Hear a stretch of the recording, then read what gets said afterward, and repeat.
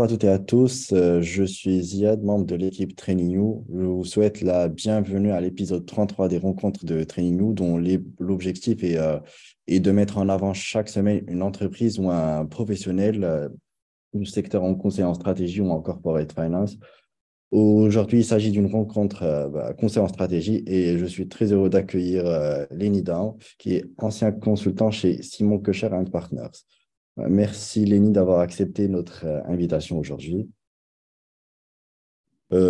Quelques mots sur l'agenda avant de démarrer. Premièrement, je vais commencer par poser quelques questions sur le parcours de Lenny. Ensuite, nous parlerons du processus de recrutement chez Simon Kucher et des principales missions en poste. Et enfin, nous parlerons des exits possibles après le conseil en stratégie. Et bien sûr, vous aurez une session de Q&A vers la fin du webinaire où vous pouvez poser toutes vos questions à Lénie, soit par chat, soit en levant la main. Et à ce moment-là, je vous donnerai la parole. Euh, pour ceux qui ne connaissent pas encore Training You, c'est une plateforme en ligne de préparation aux entretiens en conseil en stratégie et en corporate finance, cofondée par Guillaume Pommier et Yung Seguan, deux anciens banquiers M&A de Lazare qui ont constaté le décalage entre les cours de l'école, qui sont bons, mais parfois assez théoriques, et les exigences très concrètes et très pratiques d'un processus de recrutement dans l'un de ces deux secteurs. Notre mission chez Training You n'est pas de remplacer, mais de compléter en fait les cours que vous avez en école avec des contenus très spécifiques qui sont adaptés à la préparation des entretiens et à la formation aux compétences dont vous aurez besoin en début de carrière.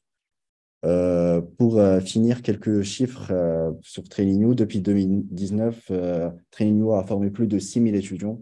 La majorité ont suivi des packs en ligne où nous avons énormément de contenu. Nous avons également des partenariats avec des associations étudiantes, des écoles et des entreprises. Et enfin, nos alumni travaillent dans plus de 200 entreprises dans les secteurs du conseil en stratégie et de la corporate finance.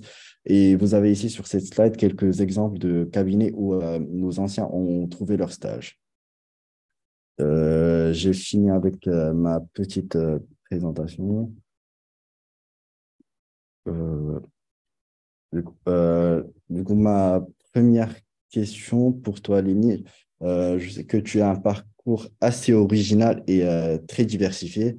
D'abord, tu as eu ton doctorat en pharmacie en 2018, puis tu as obtenu 3 masters de différentes universités, deux à l'université Paris-Cité en ingénierie biomédicale et ensuite un master à Polytechnique en innovation, technologie et entrepreneuriat et enfin un master en bio-entrepreneuriat à HEC. Peux-tu nous dire un peu plus sur les grandes étapes de ton parcours et nous expliquer en quoi, qu'est-ce qu'elles t'ont apporté ces formations? Ok, ouais. Donc, ouais, j'ai un parcours assez atypique. J'avais fait PACES, donc la P1, puis j'ai fait pharma, euh, parce que j'avais cette volonté de travailler dans le milieu médical, d'avoir une rigueur scientifique, une connaissance médicale. Et donc, du coup, je suis allé au bout du processus en ayant un doctorat en biotechnologie en innovation et notamment un master en ingénierie biomédicale. Donc, ça, c'est la logique pharma. Puis petit à petit, quand même, j'ai monté un projet pro. Donc, comme tu as dit tout à l'heure, il y a ce que t'apporte l'école et ce que toi, tu constates à côté. Donc, ça, en rencontrant des gens, en me faisant un réseau et tout, je me suis rendu compte que je me construisais petit à petit un projet professionnel. Donc, j'ai voulu monter, j'avais un peu une volonté entre les deux de soit travailler dans l'industrie pharmaceutique, soit de commencer une biotech, monter une biotech. En fait, le truc, c'est que pendant mes études, il y a eu un changement de paradigme dans l'industrie pharma. On est passé d'un milieu très industriel où il y avait des big pharma, donc toutes les grosses big pharma qu'on connaît qui sont internationales avec des blockbusters, des médicaments qui se vendaient, qui faisaient un chiffre d'affaires de plus de 1 milliard d'euros par an, euh, à une industrie un peu plus segmentée où finalement l'innovation était portée par des petites biotech ou des petites structures qui commençaient à émerger. Donc, qu'est-ce que j'ai fait? Je suis allé constater pendant mes études ça. J'ai fait un stage en Suisse chez Roche, à Bâle. J'ai travaillé au UK chez Novartis aussi. Et, euh, et après, je suis allé voir dans une startup en France qui s'appelle Sparring Vision. qui est aujourd'hui une startup assez implantée dans le milieu de la biotech française. Et j'ai été leur premier employé. Donc, du coup, vraiment, j'ai pu voir l'évolution de ce milieu-là. Et petit à petit, je me suis dit, bah non, il me faut autre chose que un parcours simplement scientifique. Il me faut une école de commerce ou quelque chose de un peu plus technique. Donc, j'ai un peu passé des admissions en AST. J'ai été pris à l'ESSEC en grande école et à ce double master HEC et X, qui est un peu spécial pour ceux qui sont issus de l'université Paris-Cité parce que c'est vraiment un master à l'X et c'est vraiment un master à HEC. Donc, on a des cours en plus par rapport à aujourd'hui, qui est un double master. Donc, du coup, j'ai décidé de faire XHEC entrepreneur. Je ne suis pas allé à l'ESSEC en grande école parce que je considérais que je savais déjà à peu près ce que je voulais faire et que je voulais un truc un peu plus spécialisé directement. Donc, ça m'a apporté pas mal de choses.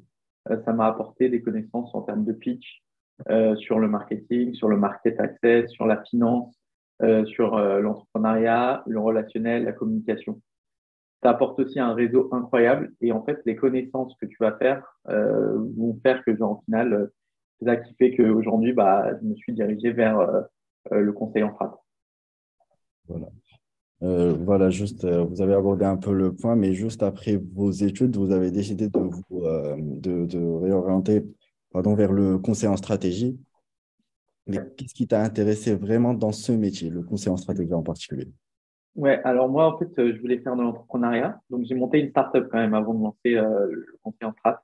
J'ai monté une startup que j'ai revendue, avec laquelle je suis allé au CES à Las Vegas. On a fait pas mal de choses. J'ai recruté cette personne, etc. Et j'ai levé des fonds. Oui, Et Mathéo. après, je m'entendais, ouais, exactement. Ça s'appelle Bibalance aujourd'hui. C'est un tapis de bain connecté. Euh, mais dans cette partie-là, au moment de lever des fonds, je me suis pas vraiment entendu avec les actionnaires. Et donc, du coup, sur l'orientation de la boîte. Et donc, du coup, j'ai décidé de vendre mes parts et de partir vers une autre aventure. Et c'est là où j'ai découvert le métier de consultant en stratégie. Ce qui m'intéressait dedans, c'est que au final, la mentalité d'un consultant en stratégie, elle est assez similaire de celle de l'entrepreneur. Pourquoi? Parce que, il y a cette volonté de créer, de participer à des nouveaux projets, à l'élaboration de la stratégie de, sur pas mal de sujets. Donc, en fait, les clients viennent avec un véritable problème de stratégie et d'orientation. Et nous, on leur apporte une solution en explorant pas mal de possibilités. Et au final, l'objectif, c'est de comprendre un peu l'environnement, le marché, l'entreprise, et derrière de trouver les solutions qui sont les plus adaptées aux clients, tout en ayant cette possibilité d'être assez innovant, de découvrir des nouveaux modèles, de tester des hypothèses, etc. Et donc, du coup, de se dépasser un peu en termes de mentalité sur ce qui existe actuellement et au contraire de voir un horizon 2, 3, 4 ans, 5 ans, ça dépend des types de clients. Donc, cette diversité de missions, j'ai adoré. On a chez SKP, chez Simon Kucher, il y a la possibilité de travailler vraiment avec énormément de types de clients différents, avec des personnes totalement différentes d'horizons qui ont à la fois fait des backgrounds bon, bah, business forcément, mais aussi ingénieurs, aussi euh, scientifiques, médicaux, etc. Donc franchement, des rencontres de fous. Mais le point qui m'a vraiment intéressé dans le métier, c'était le côté international. Donc, Ok. moi, en gros, quand Simon Kucher est venu me voir et qu'on a commencé à discuter sur est-ce que oui ou non je voulais rejoindre l'entreprise, le point qui m'a fait changer, c'est qu'ils ont un aspect international très fort. Quand on est recruté, notamment dans la partie life science, là où j'étais moi, on est un consultant non pas français, mais on est un consultant monde avec une country spécifique, une spécialité de pays française. Et donc là, je trouvais ça incroyable parce que on était recruté sur chaque mission en tant que consultant monde. Donc j'ai travaillé avec littéralement le monde entier, de tous les continents différents, avec des time zones totalement différentes. Bon, il y a des avantages, mais il y a des gros inconvénients aussi. Mais ça, on en parlera après. Mais voilà, donc le côté proche de l'entrepreneuriat, diversité des missions et international, c'est ce que j'adore. Et aussi avant de rejoindre Simon Kocher, et de manière assez originale, tu as fait du consulting en freelance sur la plateforme Malte. Peux-tu nous parler un peu de tes missions pendant cette période? Ouais. Alors ça, tous ceux qui veulent faire du conseil, je conseille de le faire. Aujourd'hui, faire de la freelance, c'est vraiment super facile. On se met sur une plateforme. Bon, Malte, c'est un exemple parce que c'est la plus connue, mais je crois qu'il y en a d'autres. Même sur LinkedIn, il y a des gens qui vont chercher un truc qui s'appelle Mon consultant indépendant. Il y a pas mal de possibilités de faire des missions de conseil en freelance. Et au final, si on se sent assez fort après avoir fait quelques cases, etc., le meilleur moyen de vérifier si on est assez bon, c'est d'essayer de vendre une mission et de la faire et d'aller jusqu'au bout. Et ça permet d'être sûr que, bah, au final, on va arriver devant le recruteur en conseil qui va nous dire, bah ouais, ça se voit que vous avez déjà fait du conseil parce que vous savez vendre la mission, vous savez de quoi il s'agit, vous savez affronter les problèmes, etc. Donc, du coup, ouais, les missions que j'ai faites pendant cette période, c'était des missions qui vont de la start-up en santé. Donc, je me suis présenté avec un profil quand même vachement santé à la base. Donc, de la start-up en santé qui savait pas trop quoi faire, d'où elle venait, etc. Et donc, du coup, je lui ai vendu un peu tout. C'est-à-dire que je lui ai fait son business plan, son étude de marché, je lui ai créé son logo, je lui ai fait, ses offres de recrutement, ses fiches de poste, son business plan, son pitch deck. Je l'ai aidé à pitcher. Et franchement, au final, à la base, je ne le connaissais pas, la personne qui a fait aujourd'hui cette boîte. Et maintenant, la boîte marche bien. Ils ont une dizaine de personnes dans la boîte, ils ont levé de l'argent, ils travaillent un peu sur la partie sur la blockchain en santé, donc c'était vachement intéressant. Et j'ai aussi travaillé avec des industriels, pas dire les noms, mais des grosses boîtes industrielles françaises et internationales via Malte. Et en fait, Malte, ils ont une offre, une fois qu'on devient un peu bon ou très spécialisé, ils ont une offre B2B. C'est-à-dire que le business appelle directement Malte. Donc, ce pas des offres qu'on voit apparaître sur la plateforme, mais ils nous appellent et on fait un espèce de recrutement. Et à ce moment-là, les missions sont vachement intéressantes financièrement. Et ça permet de se dire qu'on est avec des vrais clients qu'on va rencontrer vraiment après dans un cabinet d'entrée. Donc vraiment, ça apporte de savoir faire une propale. Donc vous allez en faire beaucoup en cabinet. Cabinet. Ça apporte de savoir vendre. Ça, honnêtement, c'est un truc, je sais qu'il y en a pas mal qui font des écoles de commerce, mais savoir vendre, il y a ce qu'on apprend en théorie et il y a ce qu'on fait en pratique. Surtout. Euh, c'est vraiment le côté vendez-moi ce stylo. Moi, je me souviens quand j'avais fait le master à HEC, le truc de vendez-moi ce stylo, on l'a fait en vrai. Ça se voit qu'il y a des gens qui ont plus de facilité que d'autres. Mais, euh, mais au final, ça se travaille et en essayant de vendre son propre travail soi-même, c'est vraiment le meilleur moyen d'apprendre à vendre des trucs. Et après, ça vous servira en conseil en strat si vous voulez aller dans les postes importants. Après, responsabilité vis-à-vis des clients. Ça, level one, genre en mode se sentir responsable de la mission, savoir respecter les timelines, ne pas promettre n'importe quoi, savoir aller vraiment, peut-être réduire un peu les attentes du client. C'est vachement important. Surtout quand vous allez passer senior, etc. C'est vous qui allez devoir être face aux clients, travailler avec eux, leur dire exactement ce que vous pouvez faire et ce que vous pouvez pas faire, surtout. Parce qu'en conseil en strat, un client, il veut tout à pas cher. Donc, si vous lui dites pas, bah, ça, on peut le faire, mais ça va vous coûter plus cher et ça va prendre beaucoup plus de temps, lui, il vous dira, bah non, on a signé pour ça, ça y est, même si vous prenez un mois de plus, moi, je paye pas plus, c'est comme ça. Et surtout, une haute intensité de travail. Parce que quand vous vendez une mission, les premières missions que vous allez vendre, vous allez forcément en promettre trop. Et donc, du coup, vous allez devoir bosser vraiment de manière vachement intense. Démerder un peu, c'est-à-dire appeler les copains qui connaissent un tel, qui travaille je sais pas où pour faire une interview. Et donc, du coup, ça, un peu se débrouiller, se démerder, c'est vraiment important. Ok. Et tu avais fait ça en même temps que en développant ta propre entreprise. C'est Euh, vidéo. en, en gros, quand tu fais une startup, parfois, tu as des périodes où, au final, tu travailles un peu moins, ou alors, tu as des périodes où tu vas peut-être un peu avoir moins d'argent qui va venir pour toi, etc. Tu veux tout investir dans l'entreprise. Donc moi, je bossais le week-end sur ces missions de conseil. Donc voilà. Après, tu sors d'école, tu as 25 ans, tu as quand même une énergie folle. Tu peux bosser vraiment H24. Donc il y a un côté vachement grisant à se dire que tu te lâches pas et Et même le week-end, tu vas bosser, tu fais des missions, tu rencontres des clients, etc. Et de l'autre côté, tu montes ta boîte. C'est assez cool. Ouais. Et du coup, en 2020, tu as rejoint Simon Kocher et où tu as passé 1 an et demi. Peux-tu nous dire qu'est-ce qui t'a attiré chez ce cabinet, à part l'aspect international que tu as déjà évoqué? Est-ce qu'il y avait un autre aspect qui t'a poussé à rejoindre les rangs de ce cabinet?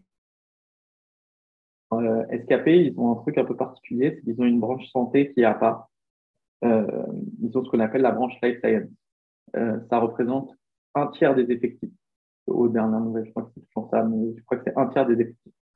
Euh, donc c'est vraiment un truc très spécial d'avoir une branche santé dès le début dans un cabinet très international, assez connu, etc. Avoir la possibilité de se spécialiser dès le début, c'est vraiment un truc Mm. qui a de la valeur, surtout pour quelqu'un qui a déjà un peu de bouteille. Euh, Ensuite, ils ont une forte spécialité dans le pricing, donc ils sont très connus là-dedans. C'est les numéros un mondiaux dans ce domaine-là. Donc ça veut dire que la plupart des boîtes, quand elles ont besoin d'un prix, elles font vraiment confiance à Simon Kucher pour lui apporter ça. Or, le pricing, ça dépend quelle industrie on parle, mais c'est quand même un truc très, très, très stratégique, notamment dans le domaine médical. Aujourd'hui, on en parle de plus en plus avec les nouveaux prix des médicaments, les médicaments qui valent 1 million, 2 millions d'euros par patient. Donc, du coup, c'est très, très stratégique. Ça mélange un peu du public, du privé, ça mélange du domaine du droit, du légal, mais aussi du domaine vraiment de négociation pure. Donc, c'est quelque chose de très stratégique qui permet d'être au carrefour de à la fois l'innovation et en même temps la possibilité de faire du conseil un peu plus classique. Ça veut dire travailler sur l'aspect market, établissement de prix, etc. Euh, le côté international chez SKP est vraiment présent. Je l'ai déjà évoqué, mais franchement, j'insiste parce que c'est un cabinet vraiment spécial là-dessus. Il y a une possibilité de faire 6 mois à l'étranger euh, dans un des cabinets.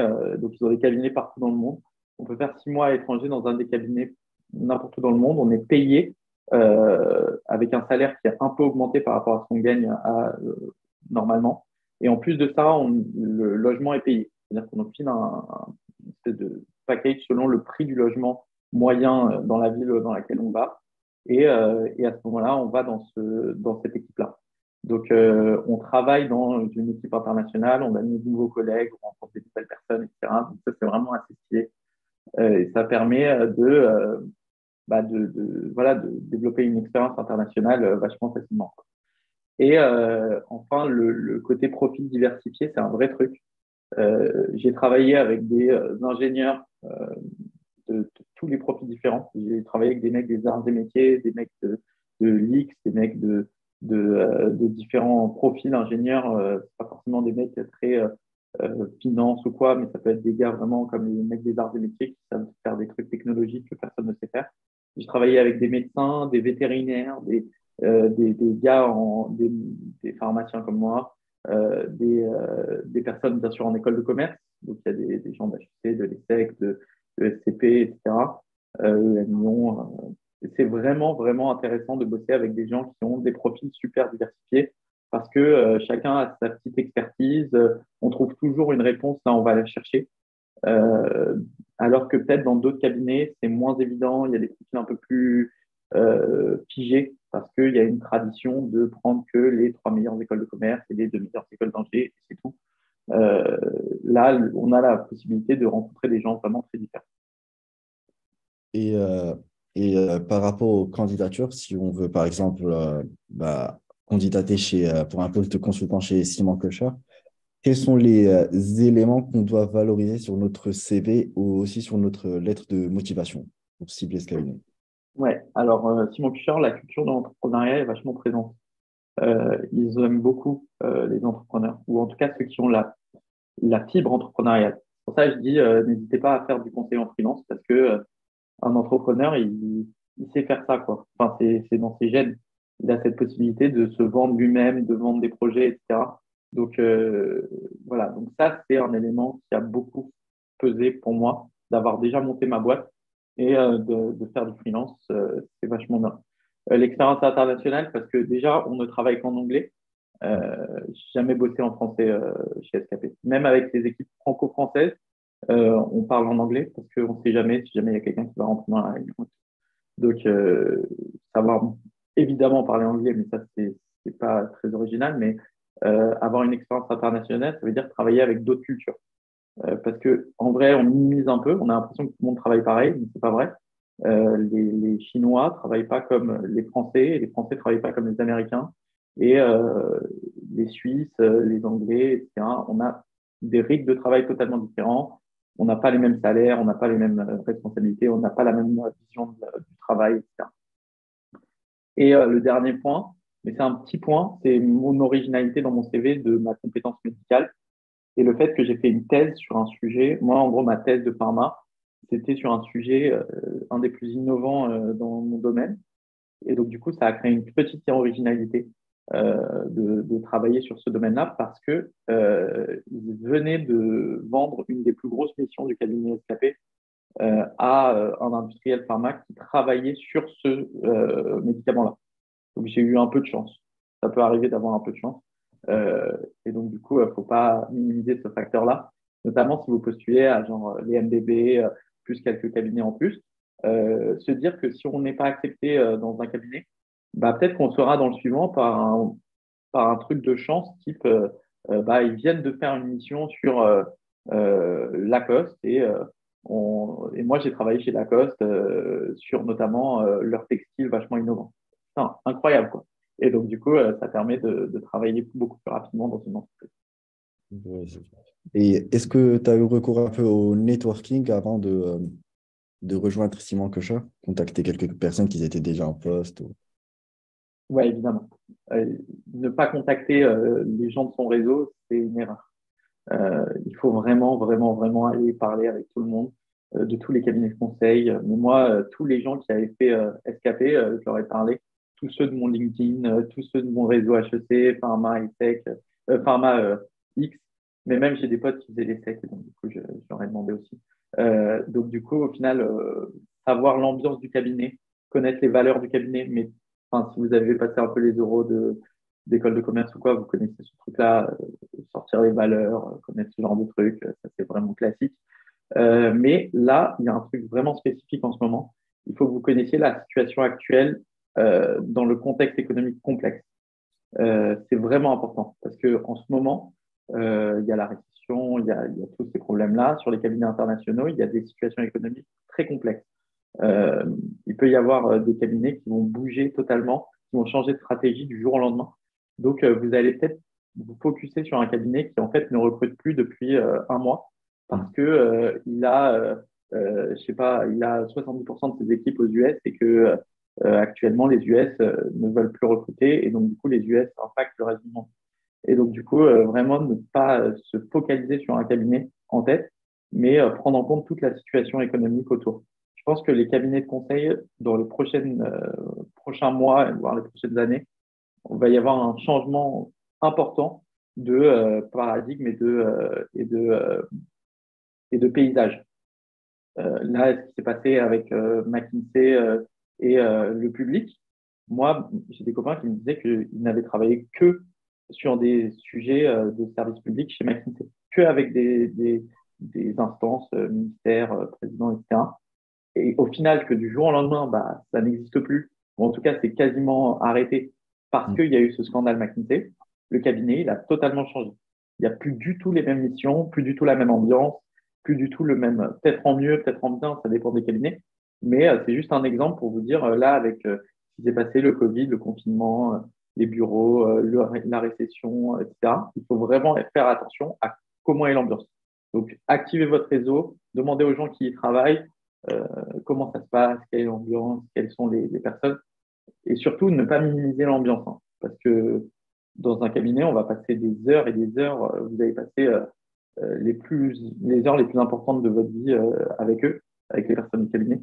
Donc, une ambiance pourrie, ça vaut vraiment pas le salaire, quoi.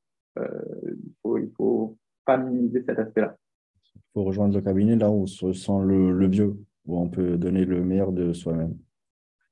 Je pense surtout qu'on va connaître les gens qui sont le plus, enfin, avec lequel on va le plus fitter aussi, hein. C'est vraiment important hein, parce que si vous vous mettez dans un endroit où finalement ça va pas aller, ce n'est pas forcément les personnes avec qui vous travaillez, c'est très compliqué. Ouais. Euh, voilà. Merci pour ta réponse. Là, je voudrais passer sur tes entretiens chez Simon Kocher.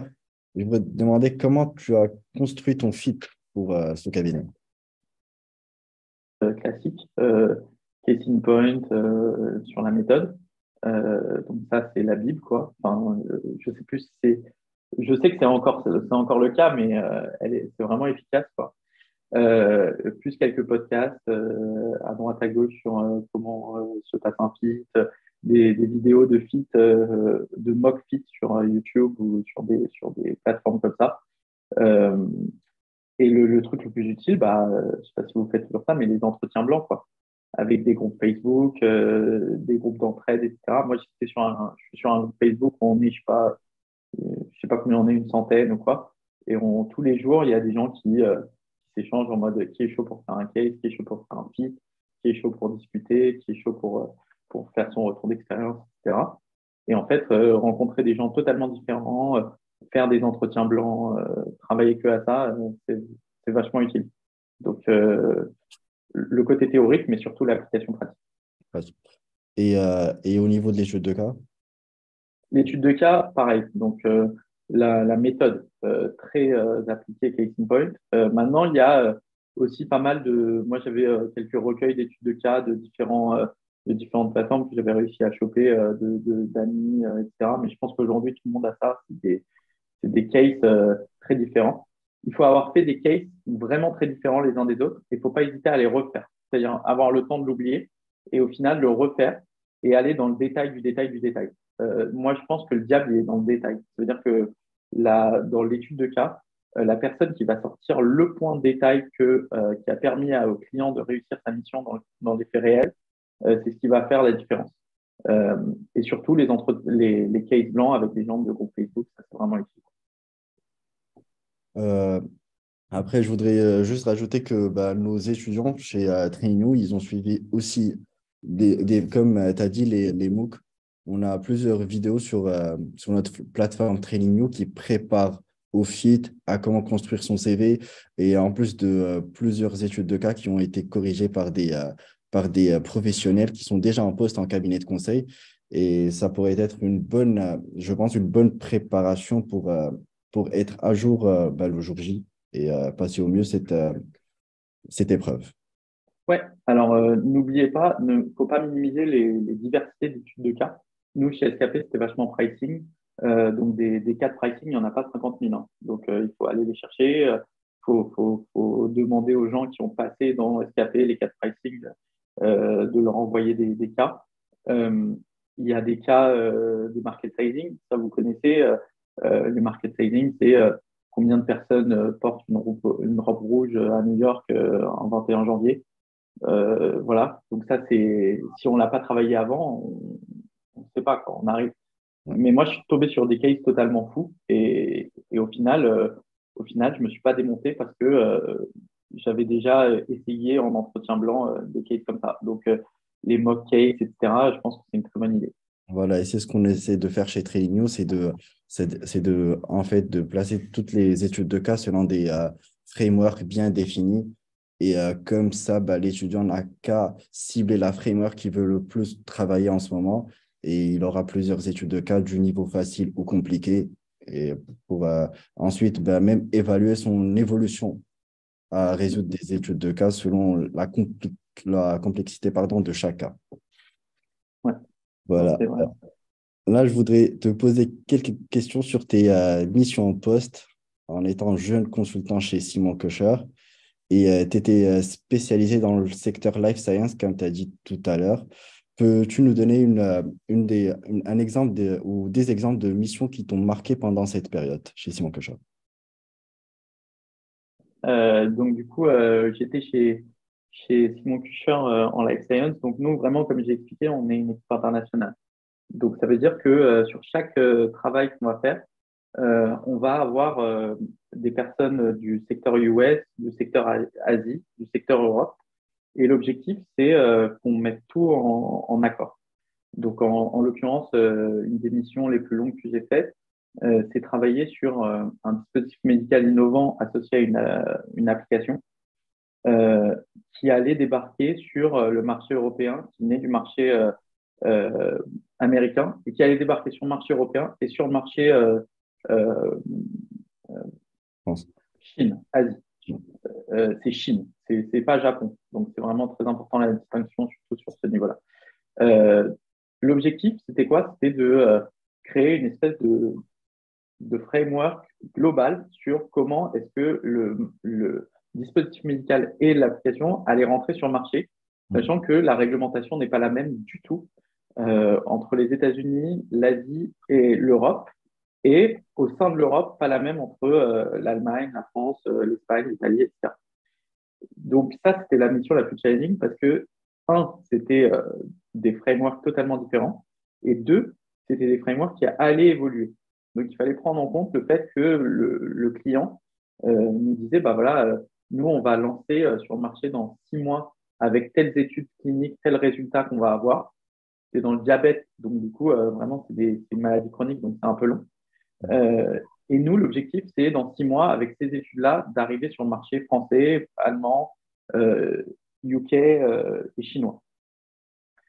Et le problème, c'est que dans 6 mois, le framework, il aura totalement changé. Et la preuve, au final, dès qu'on a fini la mission, il y a eu une loi qui a été promulguée pour faire un accord européen sur tout ça. Donc là, il y avait un petit enjeu qui était d'avoir des insights, donc de faire des interviews avec des gens qui étaient spécialisés là-dedans, côté public, Mhm. pour avoir la possibilité de comprendre ce qui allait se passer dans la loi qui allait arriver dans 6 mois. Et adapter notre stratégie en fonction de ça et faire des scénarios. Et ce qui est incroyable, c'est qu'au final, on avait des réponses totalement différentes. Et c'est là où j'ai été entre guillemets, le plus utile parce que c'est là où j'ai pu activer mon réseau médical, c'est là où j'ai pu vraiment mettre en avant une compétence et surtout développer une expertise que personne n'avait en France à ce moment-là. Parce que c'était comment dire, un domaine réglementaire qui allait bouger totalement et c'est surtout une harmonisation européenne entre tout le monde et Mhm. le côté américain et chinois combiné à ça, personne ne savait comment ça allait se passer dans l'avenir. Et je me suis rendu compte assez rapidement que bah, on allait devenir avec cette mission beaucoup plus expert que non seulement les industriels, mais aussi le côté public. Et donc c'est là où on se sent le plus utile parce qu'on se dit ouais, on est vraiment en avance sur ce qui va se passer actuellement. Et donc du coup ça c'est un type de mission incroyable. Et à la fin, on a trouvé un modèle de financement qui est vachement avantageux pour l'industriel, qui est très bon pour le système de santé, parce que ça va remplacer pas mal, ça va remplacer la vie de pas mal de gens. C'est un peu comme vous avez vu, c'est un peu une révolution équivalente à, vous voyez, le patch pour les diabétiques de type 1, là, le freestyle libre. Donc là, c'est un peu la next génération de freestyle libre et voir comment ça allait être remboursé sur le marché international. Donc c'était assez fou. Euh, on a travaillé avec toutes les équipes, etc. C'était dingue. Le seul petit regret, c'est que normalement, on devait voyager dans le monde entier. Sauf que comme c'était un peu Covid, ils n'ont pas trop voulu. Donc, normalement, on devait faire une réunion en Chine, une réunion aux États-Unis, une réunion en France. Bon, là, ça c'est reparti. Donc, je pense que à l'avenir, ça va être vraiment intéressant de travailler à l'international de manière très concrète et de rencontrer des gens Le plus du monde intéressant. entier. Voilà. Donc ça, c'était un type de mission qui m'avait marqué, mais il y a des missions beaucoup plus classiques, notamment juste une évolution de prix, une renégociation, un travail sur l'entreprise, sur la vision de l'entreprise, sur la mission de l'entreprise, sur le recrutement, sur des choses vachement terre à terre quand même. Mais c'est intéressant à chaque fois parce que vraiment, il y a le côté international et il y a le côté, bah, au final, on développe un savoir que peu de gens ont sur le marché. Et j'imagine que dans ces missions-là, comme la première que tu nous as décrite, il y a un rythme de travail qui est assez dense.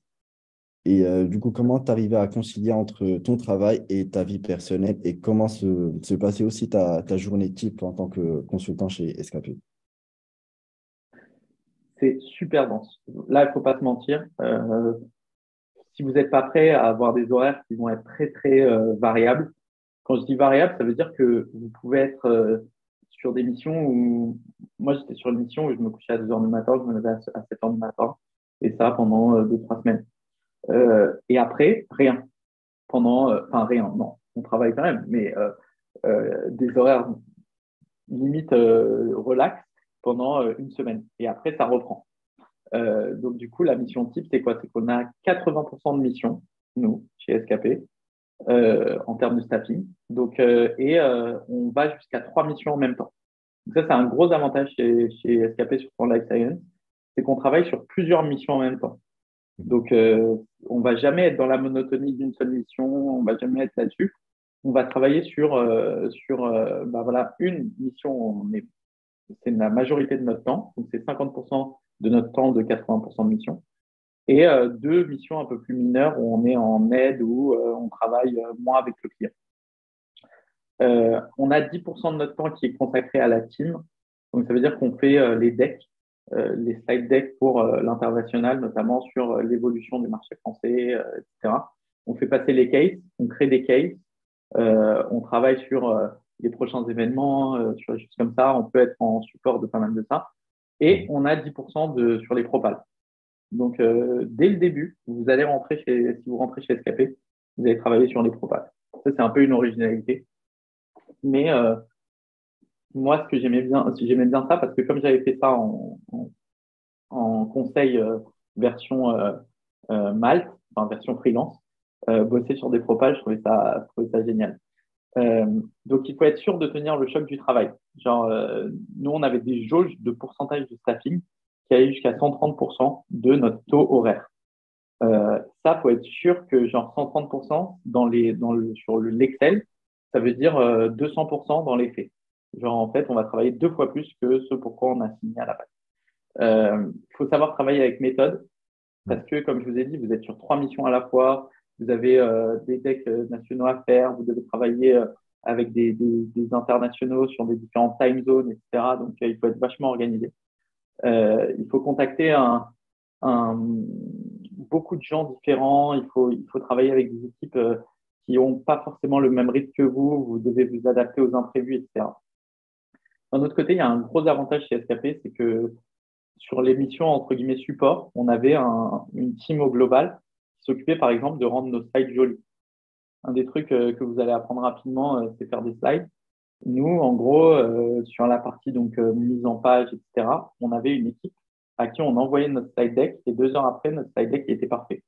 Il n'y avait rien à retoucher, tout était nickel, etc. Nous, on avait juste écrit les idées et eux, ils s'occupaient de mettre les images, faire le côté joli, quoi. Et donc, c'est vachement bien parce que vous bossez que sur le côté intellectuel et vous bossez pas sur le côté un peu Mise en forme. mise en forme. Bon, tu rebosses un peu, mais c'est pas forcément très, très utile, quoi. Notamment parce que vos clients, ils vont avoir des slides à eux avec leur type de font, avec leur type d'en-tête, etc. Ça, vous, sur la première, ça va. Mais quand vous avez des decks à 160 slides, bon, c'est un peu chiant, quoi. Donc voilà. Après, pareil, vous allez travailler sur des Excel ou vous allez faire des, des outils. Non. Moi, j'ai eu des missions où je devais faire des outils Excel pour les clients. Donc en fait, là, pour le coup, c'est un peu plus technique, etc. Et donc là, ça va être important d'avoir une vraie méthode de travail parce que vous allez switcher d'un outil à un autre, vous allez travailler avec des chiffres, faut pas se gourer de virgule, faut pas se gourer d'unité, etc. Faut bien relire, etc. Faut être très, très méthodique, quoi. Et du coup, après toutes ces missions chez SKP ou en général ou en conseil en stratégie, tu as eu le temps de monter rapidement en compétences, que ce soit au niveau méthodologie, comme tu as expliqué là à l'instant, ou aussi niveau de connaissance de différents secteurs en pharma et dans tout ce qui est life science. Ma question est, quels sont les exits possibles après une expérience en conseil en stratégie? C'est classique, euh, c'est d'être chassé par un autre cabinet de conseil. Ça, vous allez recevoir, je sais pas, ça dépend des périodes. Là, en ce moment, moins qu'avant, mais moi, au moment où le Covid s'est arrêté et c'est reparti un peu, je recevais au moins 2 messages LinkedIn par semaine ou 3 messages LinkedIn par semaine en me disant, bah, il y a un client qui est intéressé, machin et tout. Et ça peut aller du cabinet de conseil très spécialisé qui vient de naître avec 3, 4 gars qui ont décidé de monter une structure à des MBB qui vont vous chasser, etc. Ça dépend des périodes, mais ça peut arriver. Euh, donc ça, c'est le truc le plus évident parce que vous allez passer, par exemple, d'un poste junior à un poste senior dans une autre boîte de conseil. Et après, du poste senior dans une autre boîte, vous pouvez monter au poste managérial dans une autre, etc. Donc ça, c'est le plus classique. L'autre classique, c'est d'être recruté par un client. Si vous faites du bon boulot, votre client, à la fin, il va garder contact avec vous. Euh, c'est pour ça qu'il ne faut pas négliger le côté télétravail versus réalité. Moi, je pense que la réalité, c'est toujours mieux, surtout en conseil, que le télétravail, parce que votre client, vous allez créer un vrai lien avec lui. Là où en télétravail, vous êtes juste un truc en Zoom, quoi, un peu comme maintenant, quoi. On est des images, etc. On ne se connaît pas vraiment. C'est compliqué après de prendre un café, de discuter de notre vie, etc. Donc, pas vraiment la réalité de la chose. Et en fait, on rentre comme on sort de la vie du client de manière très fugace. Alors que si on a été avec lui, on l'a rencontré, on a délivré, on a travaillé avec lui, il nous a vu au jour le jour et tout, peut-être que lui, il va se dire, j'aimerais bien bosser avec lui. Et donc, du coup, en réalité, le client, il va beaucoup plus vous recruter si vous êtes présent. Ensuite, vous pouvez faire comme moi, c'est-à-dire euh, monter votre startup ou rejoindre une startup ou une entreprise un peu innovante. Pourquoi? Parce que les startups, elles adorent le côté méthodique du cabinet de conseil. Et en même temps, euh, on a beaucoup de réseaux quand on sort. En gros, en sortie, comme vous avez bossé avec tous les cabinets, avec tous les types d'entreprises, et qu'au final, vous avez toujours des potes dans des cabinets, vous allez pouvoir avoir un réseau de fous et monter une startup beaucoup plus facilement. Et votre expertise, ça va être vachement intéressant, quoi. Euh, et enfin, il y a la possibilité de revenir dans les cabinets de conseil. Quand vous allez partir des cabinets de conseil, si vous partez un jour, généralement, votre employeur, s'il vous aime bien, il va vous dire, si tu veux revenir, la porte elle est grande ouverte, tu pourras revenir. Et donc, ça se voit assez souvent. Nous, chez SKP, il y en avait pas mal qui étaient partis dans le corporate ou en startup, je sais pas quoi, et qui reviennent derrière au bout de 5 ans à un poste un peu plus senior. Et au final, ça, c'est vachement intéressant parce que vous allez apporter une nouvelle vision, etc. Et au final, on peut toujours revenir, en fait. Et donc, pourquoi tu as décidé du coup de quitter le cabinet, à part pour fonder ta startup? Il y avait d'autres raisons derrière. Et quels sont tes nouveaux projets aujourd'hui? Alors, si vous avez compris un peu le parcours, c'est que moi, à la base, j'ai un milieu entrepreneurial, j'ai toujours voulu monter ma startup, notamment dans le médical, etc. Donc, au moment où le Covid est arrivé, monter une startup dans le milieu médical, ça n'avait pas trop de sens euh, parce que notamment les acteurs de santé étaient un peu bloqués niveau fonds, etc. Donc, il y avait la possibilité de faire des tests Covid ou des choses comme ça. Moi, c'est pas trop mon kiff, mais voilà, à part ça, finalement, les structures un peu innovantes, elles ont été un peu suspendues, quoi. Euh, et après, il y a eu une nouvelle vague qui a été post-Covid, qui a été de dire, OK, on s'est rendu compte que la santé, c'est un truc assez important quand même. En temps de crise, soigner des gens, c'est assez utile. Donc, on va réinvestir là-dedans. Et c'est là où je me suis dit, bon, il faut quand même que je fasse partie de cette vague parce que c'est exactement ce que je veux faire, etc. Et donc, du coup, j'ai eu cette opportunité d'aller d'abord à Entrepreneur First, qui est un programme qui vous permet d'être payé pendant que vous rencontrez des gens qui sont un peu comme vous, avec 5-6 ans d'expérience, voire 10 ans d'expérience, de rencontrer des profils un peu différents et travailler sur une idée. Et la deuxième raison, c'est que j'avais fait un peu le tour des missions. J'ai fait vraiment, au bout d'un moment, on fait des missions quand même qui commencent à se répéter, etc., dans les cabinets de conseil. Donc, soit on monte et on a cette volonté de dire, voilà, on va faire les propals, on va travailler avec le client, on va être beaucoup plus impliqué, etc. Mais en fait, le type de mission, une fois que vous en avez fait une dizaine, voire une quinzaine, nous, chez SKP, comme on en faisait trois à la fois, c'est vachement rapide, tu vois. Euh, à la fin, vous allez un peu faire le tour. Moi, j'avais plus trop cette volonté de monter parce que comme j'avais fait ça en freelance, le côté un peu vendre une mission, etc., peut-être que j'avais pas trop cette envie de faire ça de ma vie. Et donc, du coup, je me suis dit, bon, autant retourner dans le milieu de startup que j'aime bien. Et voilà. Et mes nouveaux projets, en fait, c'est une startup logicielle SaaS pour les entreprises du médicament sur la data. Donc, en fait, on travaille sur des données assez sensibles sur le médicament. Je ne peux pas trop en dire aujourd'hui parce qu'on est lié avec des contrats, notamment avec des entreprises. Mais c'est un peu ça le sujet actuellement. Voilà. Merci beaucoup, Lenny, d'avoir répondu à mes questions. Je vais repartager mon écran avant de passer au Q&A.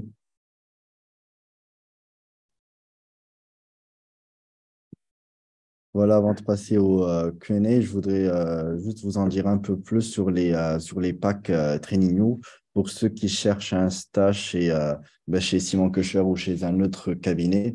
Et comme en ce moment, c'est la période de recrutement, n'hésitez pas à faire un tour sur nos packs. Nous avons 3 packs qui sont faits par des consultants en poste et qui sont flexibles et accessibles sans engagement. Vous pouvez prendre par exemple un mois ou plus et résilier. Ça dépendra de votre temps de préparation et de votre rythme. Les packs contiennent 8 cours fondamentaux qui contiennent des dossiers sur optimiser sa candidature, comment préparer les entretiens et comprendre en profondeur le métier de consultant.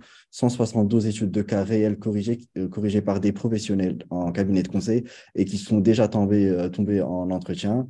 14 fiches sur les principaux secteurs et 11 fiches sur les cabinets les plus prestigieux et des replays de webinaires et podcasts exclusifs avec des consultants.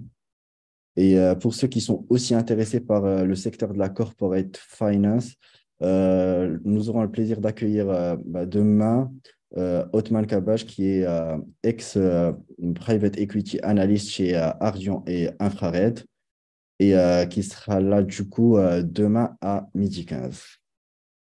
Voilà, nous pouvons passer à la session du Q&A. Je vous laisse me poser toutes vos questions, soit sur le chat, soit en levant la main et je vous donnerai la parole. J'ai déjà une question sur le chat. Comment t'es-tu préparé pour les études de cas? Je pense que tu as déjà répondu à cette question tout à l'heure. Et combien d'heures par semaine ça te prenait? Pourquoi de préparation? Ok. En gros, je me suis préparé euh, pendant 3 mois aux études de cas et ça me prenait par semaine, réfléchir par jour en fait d'abord. Je pense que je faisais un cas avec une personne différente par jour et à peu près 1 heure de travail théorique en amont pour préparer En fait, vous préparez le case. En préparant le case de la personne que vous allez interviewer, vous le travaillez aussi. Et je faisais à peu près 1 heure après de débriefing du case avec moi-même où j'avais noté des trucs et tout, et où j'allais chercher mes cours, etc. Donc, on va dire, à chaque fois, ça me prenait 3 heures de faire un case. Donc, je bossais 15 heures par semaine pendant à peu près 3 mois. Finalement, le truc le plus intéressant, vraiment, c'est de faire des cases, de les travailler, de s'entraîner, de poser des questions et de répondre aux questions. Faut vraiment être motivé par ça, quoi. Voilà, c'est un peu compliqué de le faire tout seul. C'est pour ça, chez Trainium, nous avons développé quelques études de cas interactifs qui en fait te permettent de faire le cas au fur et à mesure et avoir une réponse automatique qui sont déjà pré-enregistrées.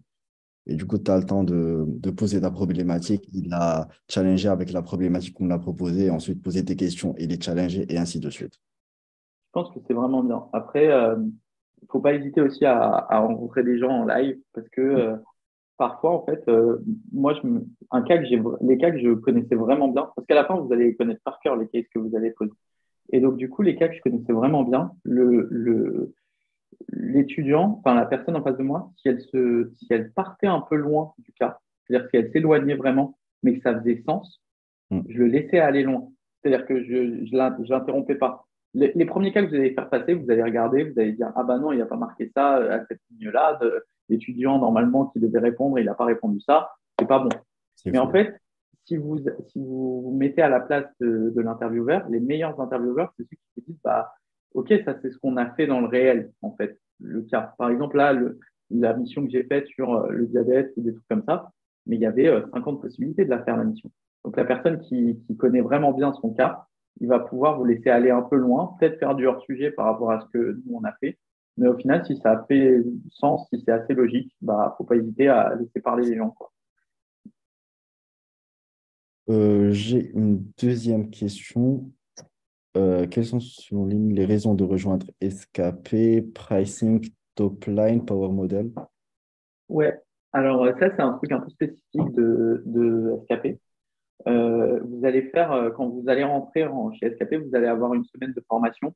La semaine de formation, c'est surtout sur le modèle top line, euh, modèle de croissance par le prix, en gros. C'est vraiment décorréler le prix des coûts et avoir cette possibilité d'avoir un prix qui accompagne l'innovation que ça représente, ou en tout cas qui accompagne l'avantage concurrentiel que ça représente.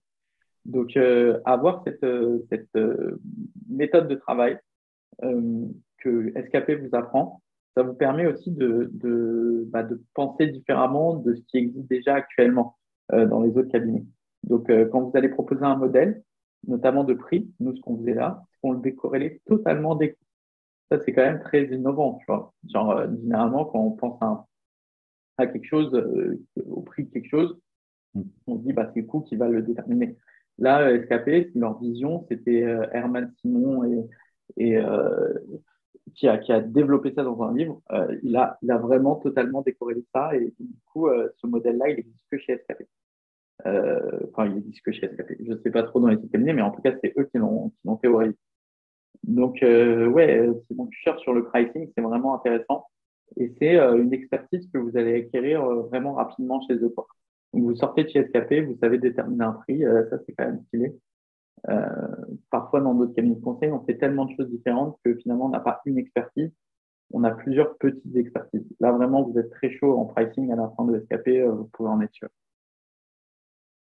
Ok. Et tu as dit tout à l'heure que SKP prenait en fait tous les profils d'étudiants qui venaient de toutes les écoles de commerce ou autres écoles d'ingénierie, etc.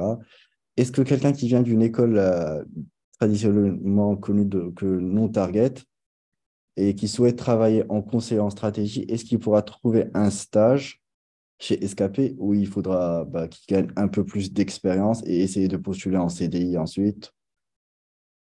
Honnêtement, on va pas se mentir, on n'a pas eu de stagiaire venant euh, de, d'en dehors d'écoles de commerce ou d'écoles d'ingénierie, des top écoles. Je pense que c'est vraiment 95% des gens qui viennent de ça. Maintenant, ils ont des profils assez différents, notamment sur des écoles et tout, parce que parfois ils prennent un petit pari en se disant, bah, on va prendre cette personne-là, je sais pas moi, des arts métiers, de Dauphine ou quoi. Si la personne est satisfaite, derrière, ils vont se dire, bah, on va en recruter plusieurs de cette école-là, parce que c'est peut-être une bonne école et au final, peut-être elle n'a pas le rang qu'elle mériterait par rapport à ce qui existe. Euh, Ils sont pas très fermés sur ça, mais sur les stages, ils sont assez fermés, ouais. Donc, je conseille plutôt de postuler en CDI post école ou post, je sais pas, travail ou quoi. Et à ce moment-là, vous aurez plus de chances d'être pris. Le screening, il est assez costaud, surtout en ce moment, parce que bah, vous l'avez bien vu, quoi, le cabinet de conseil, c'est pas non plus le modèle commence un peu à s'essouffler sur certains aspects, et donc du coup, il y a un renouvellement qui est en train de se faire. Donc, il faut garder ça en tête et se dire que bah, c'est sûr que si vous allez contre 10 candidats, c'est pas la même chose que si vous êtes contre 500. Et en ce moment, c'est plus 500 que 10. Donc, si vous êtes contre 500, généralement, l'école va compter énormément. Et est-ce que les consultants chez SKP sont généralistes ou directement spécialisés dans un domaine au début, au recrutement? Alors, généraliste pour les deux tiers de la boîte, pour ceux qui sont dans la partie euh, entre guillemets, enfin, ça s'appelle régional, mais genre, en gros, c'est la partie qui est non life science. Et le tiers de la boîte qui fait life science, ils sont spécialisés dès le début. Euh, donc ça, c'est un truc un peu original. Et au final, nous, enfin, c'est intéressant comme positionnement parce que c'est ce qui a permis à SKP de se différencier un peu et notamment de faire un chiffre d'affaires assez intéressant pendant le Covid, là où toutes les autres boîtes de conseil avaient un chiffre d'affaires qui dégringolait. Nous, on s'est maintenu, voire on a fait un peu de croissance. Et donc, du coup, c'est cette spécificité qui a permis cette possibilité de maintenir l'activité à flot, voire de l'augmenter un peu. Donc, vous allez être spécialisé si vous êtes en life science et vous ne le serez pas si vous ne l'êtes pas. Et il y a la possibilité de passer de l'un à l'autre. Mm. Ça, c'est un peu une spécificité aussi de SKP. C'est-à-dire qu'on a eu des consultants qui étaient dans le domaine généraliste qui sont passés chez Life Science. C'est moins le cas dans l'autre sens parce qu'il y a moins cette volonté de le faire, quoi. Parce que quand on est spécialisé, passer dans le généraliste, c'est un peu, bon, c'est un peu bizarre. Euh, mais ouais, on a eu, je pense à trois, quatre consultants là qui étaient avec moi, qui venaient du généraliste et qui sont venus en life science avec nous et ça s'est super bien passé. J'ai plus aucune question sur le chat. Je ne sais pas si vous avez d'autres questions. Et sinon, on peut terminer notre session Q&A, si ça te va, Lénie. Parfait, super. Bah, nous espérons que vous avez vraiment apprécié cet échange avec Lénie et nous vous remercions pour votre participation aujourd'hui. Merci encore à toi, Lénie, d'être présent avec nous aujourd'hui. Et Avec plaisir. merci. N'oubliez pas de nous suivre sur LinkedIn et Instagram pour rester informé de nos prochains webinaires. Et pour nos prochains webinaires, que ce soit en conseil en stratégie pardon, ou en corporate finance. Et si vous êtes intéressé par nos packs de formation en ligne, n'hésitez pas à les consulter sur notre site Internet. Et excellente fin de journée à tous et merci. Au revoir. Au revoir.